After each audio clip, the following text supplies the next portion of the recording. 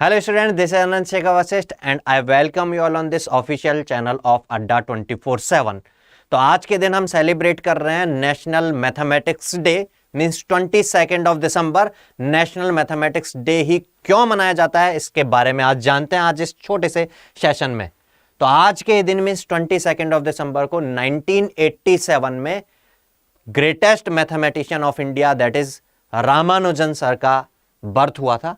Tamil Nadu state में इनका birth हुआ था और इन्होंने छोटी सी एज में ही काफ़ी कुछ अपने मैथ्स के लिए अपने रिसर्च पेपर्स से पूरे ऑल ओवर द वर्ल्ड जो है उसको सरप्राइज कर दिया अपने रिसर्च से। तो थोड़ा सा आज हम एक छोटे से इनका जो इन्होंने रिसर्च किया उसके बारे में भी बात करेंगे।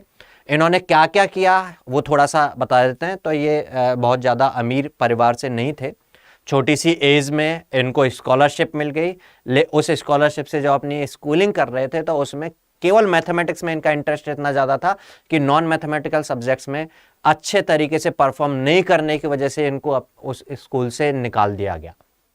जिस स्कूल में इनको स्कॉलरशिप देकर के इनकी ब्रिलियंसी की वजह से स्कॉलरशिप मिली थी वहीं से एक तरीके से फेल आउट हो गए। फिर ये मद्रास यूनिवर्सिटी में गए और वहाँ पर अपना जो है इंटर और इसका पढ़ाई किया। फिर उसके बाद ये जॉब करने लग गए क्योंकि इकोनॉमिक जो कंडीशन थी फैमिली की वो बहुत अच्छी नहीं थी।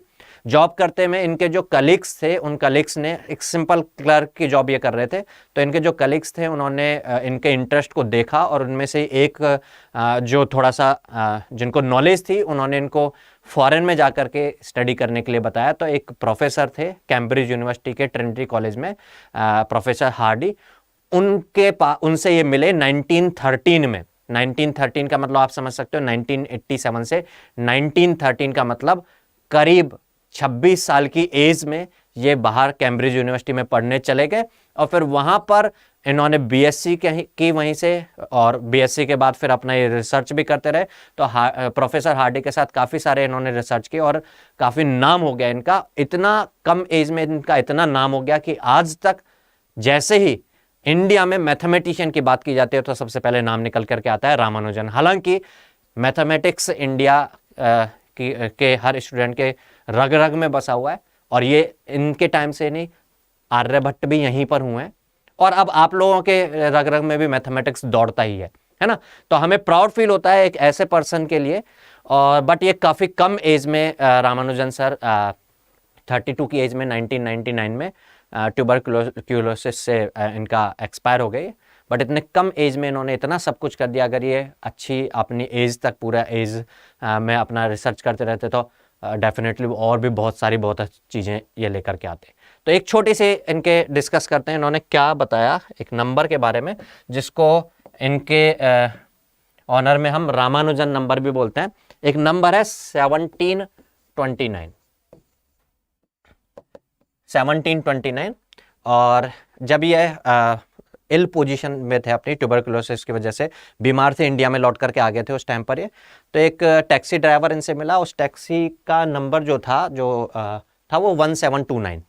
तो उस टैक्सी के नंबर को देखने के बाद फिर उन्होंने बताया कि ये बहुत डिफरेंट नंबर है आपका जो टैक्सी का नंबर है। बोला 1729 क्या स्पेशल है इसमें ये स्पेशल है कि ये नंबर एक ऐसा नंबर है जो स्मॉलेस्ट नंबर है जो 2 क्यूबिक नंबर्स के एडिशन से बनता है। लाइक आप चेक कर सकते हैं ये 9 का क्यूब और 10 का क्यूब को ऐड करेंगे तो ये नंबर बनेगा।